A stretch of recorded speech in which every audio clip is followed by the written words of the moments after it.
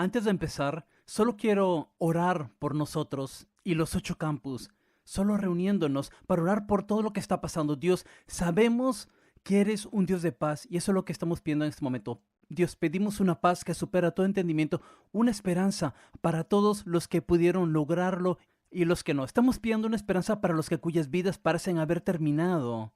Y oramos para que puedas estar en sus vidas. Dios, oro por la iglesia en este momento. No solo nuestra iglesia, sino la iglesia a través de América. Oro para que seamos tus manos y tus pies. Y no queremos desperdiciar la oportunidad para mostrar el amor de Dios a los que nos rodean.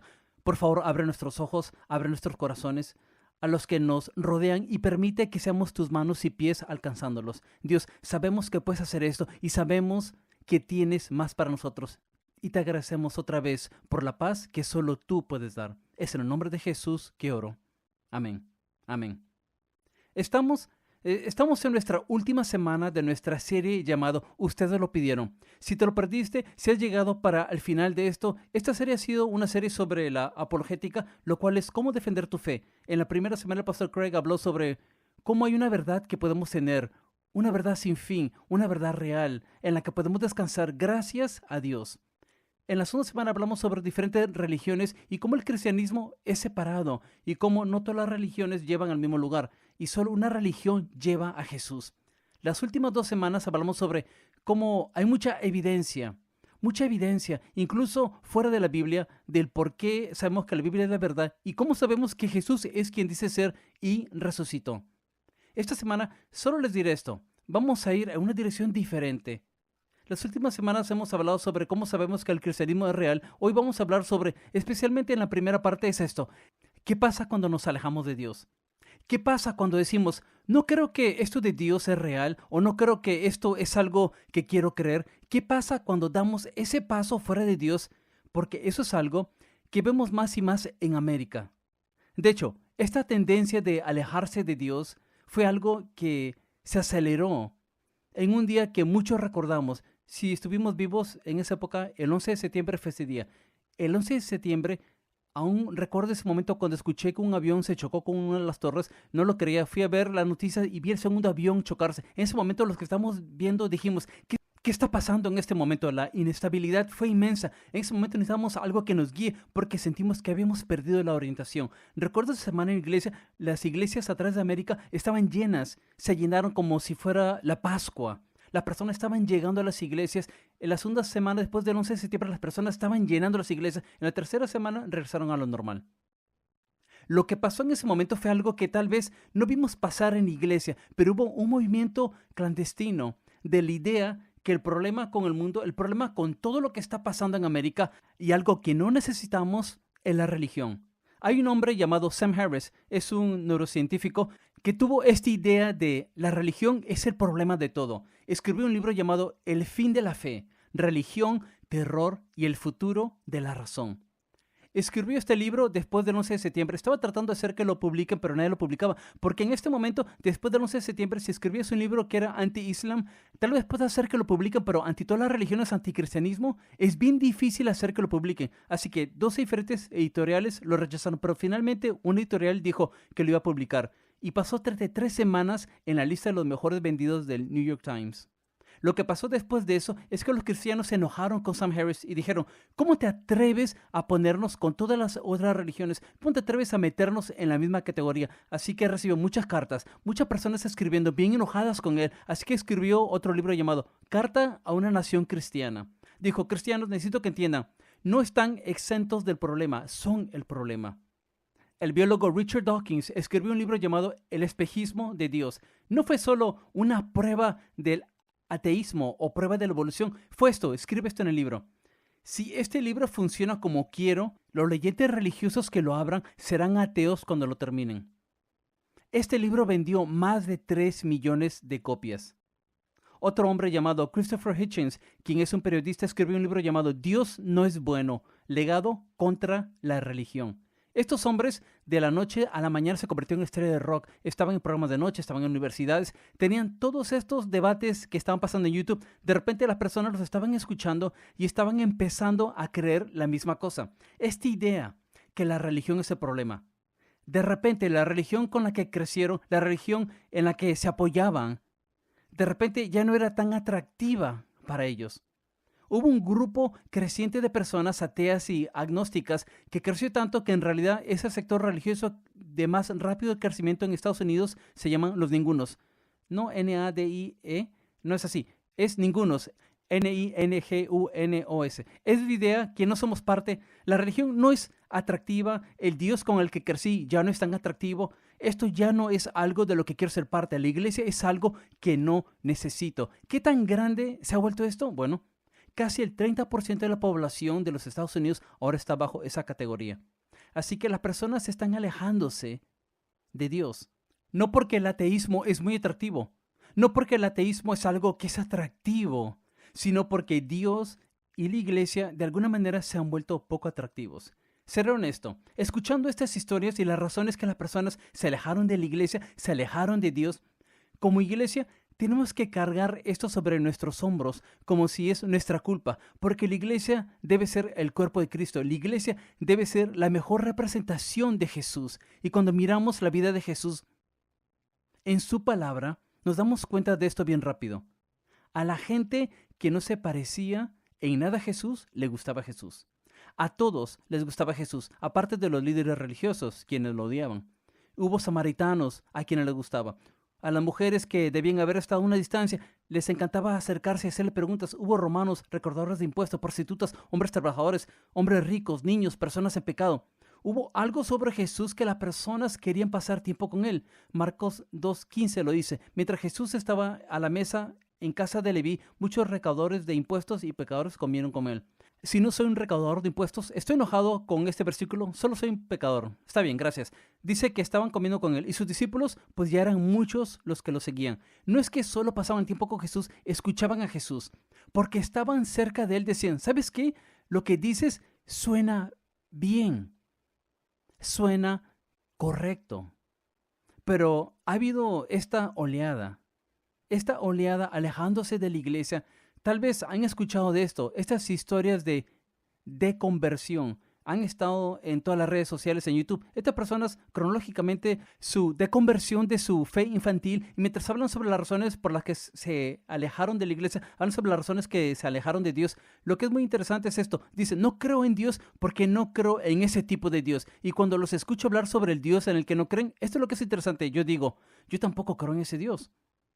Yo tampoco creo en él. De hecho, lo que he descubierto varias veces es que el Dios en el que ellos creen no es el Dios de la iglesia del primer siglo, no es el Dios y Jesús que murió por nuestros pecados, no es el Dios y Jesús que causaron que la iglesia del primer siglo entreguen sus vidas por él. Es algo que ha cambiado, es algo que es diferente, es algo que tal vez han escuchado pero no es cierto sobre Dios. Este es el problema y lo que quiero que entendamos hoy. Tenemos esta idea que solo puedo alejarme de Dios y nada cambia. Esta es la verdad. No puedes alejarte de algo sin avanzar hacia otra cosa. No puedes alejarte de Dios sin acercarte a otra cosa. Todos estos ateos que están escribiendo estos libros, de lo que han hecho un buen trabajo con nosotros es ayudarnos a entender que cuando nos alejamos de Dios hay otra cosa a la que nos estamos acercando. Hay un nuevo conjunto de creencias a las que nos estamos acercando. De hecho, el ateísmo no es solo una descreencia en Dios. Esto es el ateísmo. Es un sistema de creencias complejo que conduce lógicamente a algunas conclusiones inquietantes. Algunas conclusiones inquietantes. Déjame decir esto. Inquietantes no son una prueba de verdad. Solo porque algo es inquietante, no significa que no es la verdad. Déjame darles un ejemplo. El enamorado de tu hija. Aunque es bien inquietante, no significa que no estás sentado al costado de tu hija en este momento. Me siento mal por todos los enamorados de las hijas en este momento. Ahora, solo porque es inquietante no significa que es verdad. Quiero darles otra cosa que es inquietante. La cantidad de hombres que aún no se inscriben para Men in Band. Eso es inquietante. Chicos, tenemos un grupo de hombres increíbles que vendrán. De lo que hablan todo el tiempo es ¿qué es un hombre en Dios? ¿Qué significa ser un hombre piadoso, un padre piadoso, un esposo piadoso? Vas a recibir muchas aplicaciones. Encima de eso, el pastor Craig dijo que no vamos a tener vegetales. Lo cual, no sé, tal vez los hombres verdaderos odian la fibra, eso debe ser. Pero es así, esto es de lo que vamos a hablar. Quiero que lo entendamos, es por esta razón. Es porque es esto. En todo fin de semana en Grace Family Church, en todos los 8 campus, los que están viendo en línea, esto es lo que sé. Hay algunos que están sentados en este momento y no creen en el Dios del cual estamos hablando. Estás aquí porque quieres quedar bien o estás empezando a alejarte de Dios. Empiezas a alejarte de Dios y no entiendes hacia qué te estás acercando. O seamos honestos, como cristianos, en algún momento nos hacemos la pregunta, ¿realmente creo en Dios? ¿Realmente creo que existe? Mi meta hoy no es decirte que el ateísmo no es cierto. Mi meta es esta, es ayudarte a entender lo que el ateísmo es y lo que deja. Voy a darles 6 conclusiones del ateísmo. Esta es la primera. Conclusión 1. La ilusión de la mente. La ilusión de la mente. Si Dios no existe y nuestro mundo es gobernado por la biología, química y física, no hay mente, lo cual significa que no hay tú. No hay tú ahí. No hay mente, no hay alma, no hay tú dentro de esto. Christopher Hitchens estaba tratando de explicar esto. Escribió un libro llamado Mortalidad en sus últimos días. Notó que muchos cristianos escriben libros mientras estaban muriendo. Él dijo, quiero hacer esto siendo ateo. Escribió este libro llamado Mortalidad. Durante el tiempo que está escribiendo este libro, dijo una y otra vez, todos estos doctores venían y decían, hey, tu cuerpo está haciendo esto, tu cuerpo está reaccionando a esto, tu cuerpo está muriendo. Él los detuvo y dijo, necesito que escuchen esto, doctores. No tengo un cuerpo, soy un cuerpo. No tengo un cuerpo, soy un cuerpo. Lo cual significa esto, todos nosotros lo único que somos, si el ateísmo es cierto, solo somos biología. Este es el problema, no puedes vivir de esa manera. No puedes vivir, eso es todo lo que somos. La persona con la que estás casado solo es biología, no tiene una mente. Los hijos que tienes solo son biología. Pero si Dios no existe, eso es cierto.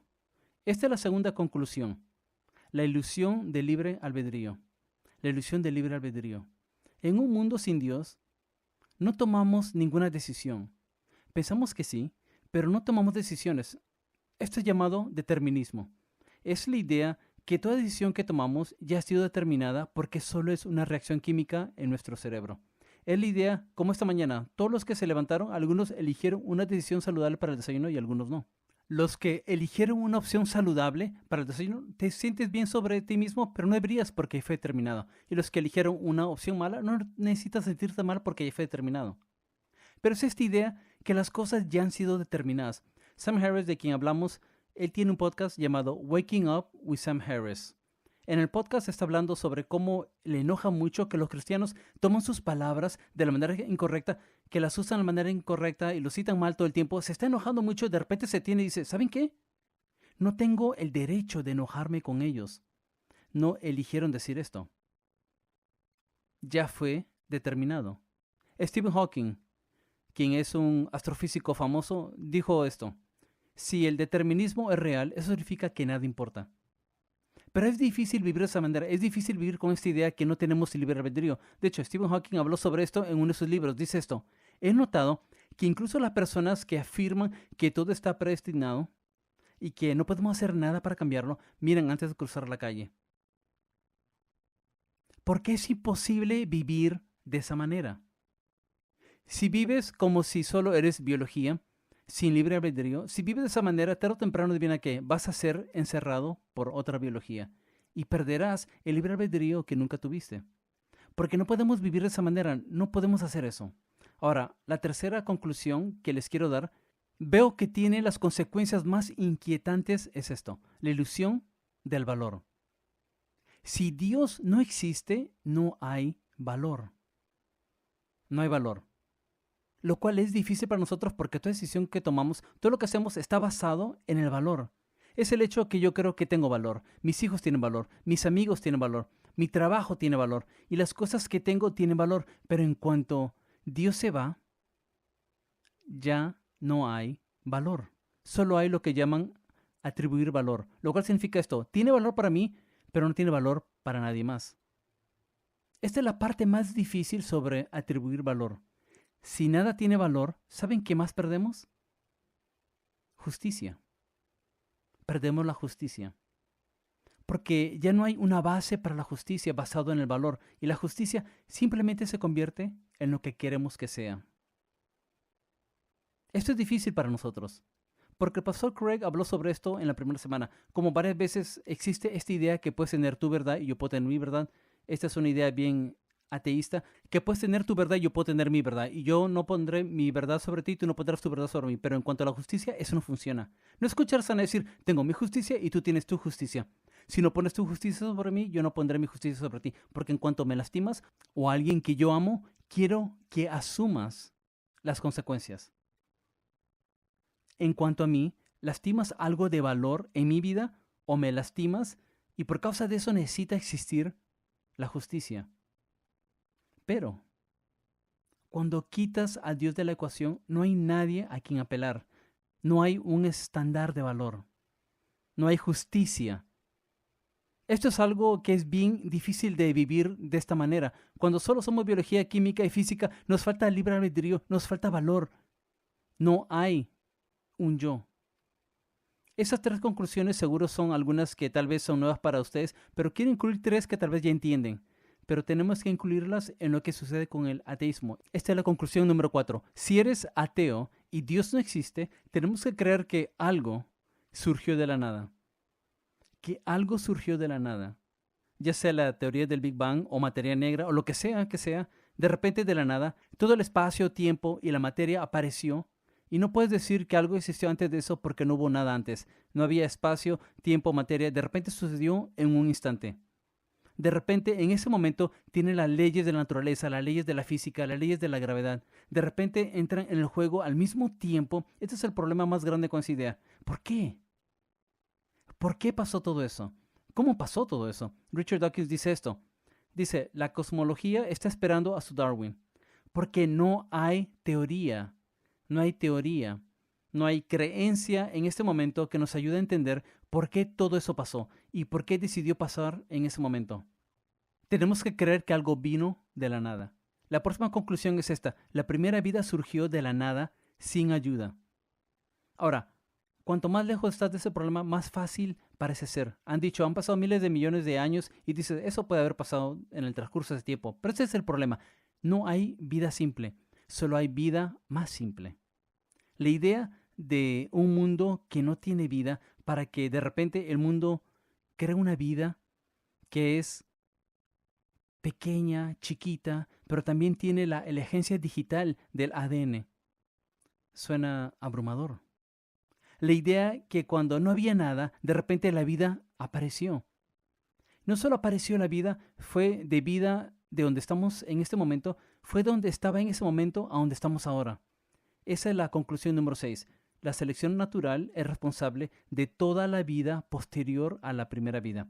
La idea que fuimos de un organismo unicelular al bosque, a la vida marina, a los insectos, a todo lo que está pasando, incluyendo a los seres humanos, todos vinieron del mismo lugar por accidente. Por accidente.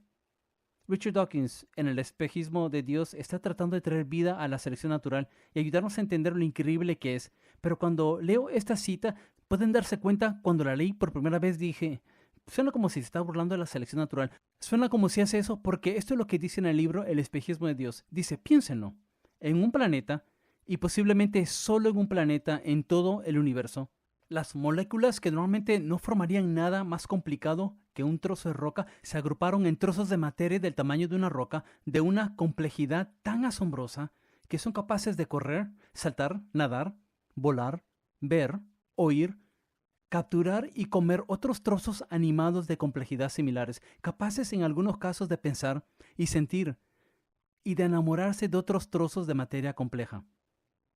Eso suena... ¿Estás burlándote? Pero no lo está haciendo. Termina la cita con esto. Dice, ahora entendemos básicamente cómo se hace el truco. Dice, sabemos, es la selección natural. No sé si es difícil para ustedes, pero es bien difícil para mí escuchar sobre la selección natural y no hacerlo sonar como una fuerza personal y disciplina con una agenda que lo hace posible. Ir de un organismo estatal singular a la maravilla del mundo que vemos a nuestro alrededor, de manera regular. Esta es mi suposición. Para los que están perdiendo su fe, para los que se están alejando de su fe, para los que estamos dudando la existencia de Dios de vez en cuando, la razón que hacemos esas cosas no es porque eso suena muy bien. No es porque la idea del ateísmo suena bien. De hecho, diré esto, la razón que a menudo nos alejamos de Dios o nos alejamos de la iglesia no tiene nada que ver con el ateísmo. Es algo que es mucho más personal. Mucho más personal. Creo que la razón que nos alejamos de Dios tiene más que ver que Dios no es quien pensamos que debe ser o no hizo lo que yo pensé que debe hacer. No queremos el Dios que no hace esas cosas. Hay un hombre llamado Thomas Nagel, quien se ha metido en problemas en el pasado por ser honesto. Él habla sobre cómo hablamos sobre la selección natural. Él habla del ateísmo y dice, ustedes usan la selección natural para todo. Cualquier brecha en algo y dicen la selección natural lo hizo. Habla sobre sus creencias y por qué cree lo que cree. Solo diré esto. Creo que muchos de nosotros, para los que estamos alejándonos o nos hemos alejado, esto se alinea más con lo que estamos pensando. Esta idea que el ateísmo es la verdad. Dice esto. Miren si esto se relaciona a ustedes. Dice, quiero que el ateísmo sea verdad. Y me inquieta el hecho de que algunas de las personas más inteligentes e informadas que conozco sean creyentes y religiosos. No es solo que no crea en Dios y naturalmente espero tener la razón en mi creencia. Es que espero que no haya Dios. No quiero que haya un Dios. No quiero que el universo sea así. Creo que ese es un paso bien grande. Un paso bien grande de entender tal vez dónde estás en este momento. Porque hay una gran diferencia entre yo no creo a yo no quiero creer. Yo no creo es no hay suficiente evidencia. No quiero creer es no importa la cantidad de evidencia que me des, esa no es la vida que yo quiero. Entiendo eso. Porque para algunos de nosotros nuestra idea de Dios nos ha decepcionado. Para algunas personas la idea de lo que creemos que Dios debe ser nos ha decepcionado. Y si todos somos honestos, creer en Dios también lleva a unas conclusiones bien inquietantes. Algunas cosas que no siempre queremos aceptar. Pero solo porque, como dije antes, solo porque algo es inquietante, no significa que no sea verdad. Porque si Dios existe, vamos a hablar sobre tres conclusiones bien inquietantes. Si Dios existe, eso significa que soy culpable. Que soy culpable. Creo que esto es difícil para nosotros, especialmente como americanos. Porque cuando miramos nuestra vida no queremos pensar que somos culpables, nos gusta pensar que solo hemos cometido errores. Si alguien más estuviera en la misma situación, haría esos errores. Mis errores varias veces son por causa de los errores de otra persona, así que no debería ser hecho responsable por eso. Pero en cuanto Dios entra en la imagen, en cuanto nos damos cuenta de que Dios existe, significa que mis errores no son solo errores, son pecados. Son pecados. Si hay pecado en mi vida, es algo que tengo que admitir. Soy culpable de pecar contra Dios. No nos gusta esto porque no solo nos damos cuenta de que hay pecado en nuestras vidas, hay cosas con las que hemos lidiado, cosas que hemos cubierto, que no queremos descubrir, que Dios quiere mirar, que Dios quiere brillar una luz, cosas que hemos superado y cosas con las que no queremos lidiar. Varias veces no queremos creer en Dios porque no queremos ir debajo de la fachada que hemos creado. Porque si Dios existe, soy culpable. Esta es la segunda. Si Dios es el Dios de Jesús, soy responsable. Soy responsable. Admitir que Dios existe también significa esto. Yo también debo someterme a Él.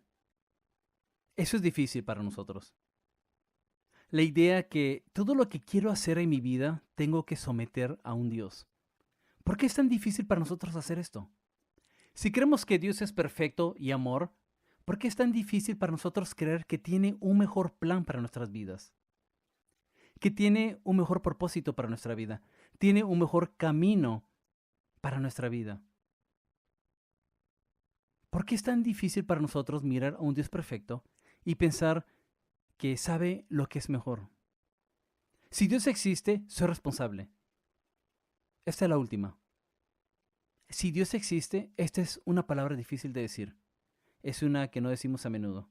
Si Dios existe, estoy equivocado. Estoy equivocado. Lo cual es difícil. Creo que la razón que se nos hace difícil decir esa palabra es el orgullo. Esto es lo que el orgullo es. El orgullo es lo que hay dentro de nosotros que nos permite mirar la verdad y aún así no admitir que es la verdad. El orgullo es lo que hay dentro de nosotros que ve una mejor manera, pero aún así no admite que es una mejor manera porque no es mi manera. Sabemos el problema con esto. Vemos la humildad y dentro de nosotros sabemos que la humildad es lo mejor. La humildad siempre es el camino hacia adelante. La humildad siempre nos hace una mejor persona. La humildad siempre lleva a la mejor respuesta. La humildad siempre lleva a la mejor ruta de donde queremos ir. Pero hay algo dentro de nosotros que simplemente quiere descubrirlo por nuestra cuenta. Cuando vemos estas tres cosas, que Dios existe, estoy equivocado, soy responsable y soy culpable, creo que varias veces esa es la razón que no queremos ir a Dios. Porque creo que para muchas personas la razón que no creen en Dios no es cuestión de su existencia, sino nuestra resistencia a lo que Él quiere hacer en nuestra vida. No si existe o no, o si hay suficientes pruebas, sino la resistencia que Él quiere ser número uno en nuestra vida. Miren, a menudo podemos enfocarnos en este lado. Esto es lo que les encantaría a los ateos que nos enfoquemos. Es lo que las personas que se han desconvertido les encantaría que se enfoquen. Esto es lo que la iglesia dice. Es lo que Dios dice. Eres culpable, eres responsable, estás equivocado. Les encanta lanzar esto en tu cara una y otra vez. Este es el problema con eso.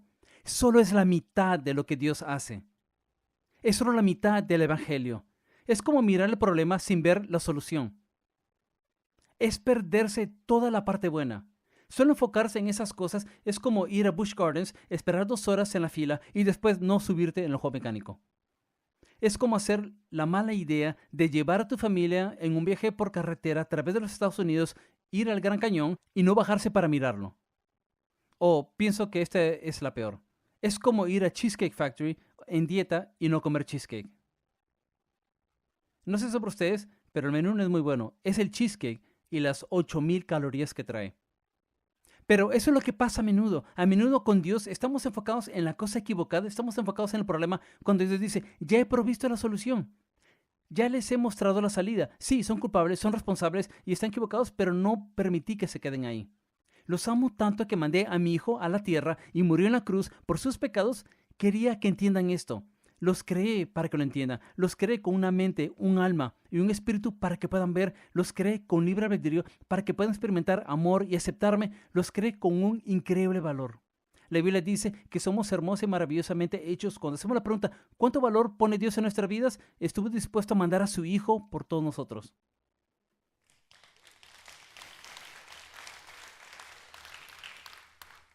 Sí, si Dios existe, soy culpable, soy responsable, estoy equivocado. Pero no solo eso, si Dios existe y Jesús murió por nosotros, este es el otro lado de eso. Si Dios existe, hay perdón. Hay perdón. Romanos 5:8 dice esto, pero Dios demuestra su amor por nosotros en esto, en que cuando todavía éramos pecadores, Cristo murió por nosotros. Cuando todavía éramos pecadores, cuando todavía podíamos negarlo a Él, cuando todavía podemos decir, eso no es suficiente, cuando todavía podemos alejarnos de Él, aún así murió por nosotros porque así es cuanto nos ama. Dice esto, toda esa idea de que tengas pecado en tu vida, yo tengo la habilidad de librarte de eso. Dice, tengo perdón para ti. Las personas dicen eso todo el tiempo. ¿Por qué Jesús tuvo que morir? ¿Por qué murió? ¿Por qué tuvo que pasar eso? Porque sabemos esto, en relación con amor, no hay amor sin sacrificio. No hay amor sin sacrificio, no hay relación sin sacrificio. Con Dios, con Jesús, hay perdón. Pero hay más que eso. Con Dios, si Dios existe, hay relación. Hay relación. A menudo minimizamos esto. No creo que podamos entender que el Dios que creó el universo, el Dios que nos creó a todos nosotros, el Dios que hizo todo lo que vemos en este mundo, quiere una relación amorosa y personal con nosotros. Quiere caminar con nosotros, quiere hablar con nosotros, quiere llorar con nosotros, quiere reír con nosotros y quiere ayudarnos a tomar las mejores decisiones para tener la mejor vida. De hecho, Santiago 4:8 nos da una promesa a la que nos podemos aferrar. Dice, acérquense a Dios y Él se acercará a ustedes. Esa es una promesa. El problema con nuestra relación con Dios no es que quiere una relación con nosotros. El problema con nuestra relación con Dios es que muchas veces no tomamos los pasos para tener una relación con Él. El resto del versículo dice, pecadores, límpiense las manos. ¿Qué está diciendo? Dice, admitan que están equivocados. Solo admítanlo. ¿Sabes qué? No sé lo que es mejor. El plan de Dios es mejor. Dice, ustedes los indecisos purifiquen su corazón. Dice, dejen de tratar de vivir con un pie en el mundo y un pie con Dios. Dejen tratar de hacerlo a su manera y a tu manera. Dios dice, si solo hacemos esas cosas, podrá tener una relación con nosotros. Si Dios existe, hay relación, pero también si Dios existe, creo que esta es una de las más importantes. Hay verdad. Hay verdad absoluta. Hay una base por causa de esa verdad de moralidad y justicia. Por causa de esa verdad podemos entender lo que está bien y mal. Y por causa de esa verdad no tenemos que saber si estamos siguiendo el camino que debemos o no. Porque la verdad existe. Podemos saber que hay un Dios que nos ama. Pero ese es el otro lado de eso. Hay verdad en esto. Tenemos la elección. Tenemos la elección ya sea de aceptarlo o alejarnos de él. Para aceptarlo, tenemos que hacer lo que es más difícil para nosotros. Santiago 4:10 dice esto. Humíllense delante del Señor y Él los exaltará. Es humildad. ¿Qué es la humildad con Dios? Es admitir, Dios, he pecado, lo he arruinado y necesito tu perdón. Dios, no pude solucionar esto del pecado solo. Dios, no puedo hacer esto solo. No dice, si se humillan delante de Dios, Él los dejará ahí. ¿Qué dice? Los exaltará. A una relación con Él. A una eternidad con Él. Así es como quiero terminar, con la verdad al frente de nosotros. Solo quiero terminar nuestro tiempo con una oración, proclamando lo que creemos. Tal vez para algunos has estado dando un paso alejándote de Dios y mientras haces esta oración es darte cuenta de eso y dar un paso hacia Él. Tal vez para algunos por primera vez la verdad tiene sentido. No has empezado esa relación con Dios, pero cuando proclamamos la verdad, la Biblia dice que es fiel y justo para perdonarnos y limpiarnos y pasarnos la eternidad con Él. A un momento, quiero hacer una oración en voz alta que quiero que todos repitamos juntos. Quiero que todos proclamemos esta verdad. Algunos por primera vez. Inclinen sus rostros y cierren sus ojos. Mientras diga esta oración, les pido que la repitan después de mí en voz alta. Querido Dios, sé que he pecado. Por favor, perdóname. Creo en tu Hijo Jesús, que vivió, que murió y que resucitó. Hoy comprometo mi vida a ti. Estoy creyendo en tu camino y pongo mi vida en tus manos. Gracias, Dios, por amarme primero. Es en el nombre de Jesús que oro. Amén. ¿Podemos dar un aplauso para los que tomaron esa decisión? Si tomaste esa decisión por primera vez, nos encantaría como iglesia rodearte en este momento. Voy a pedirles a los pastores de los campus a venir y cerrar con los próximos pasos.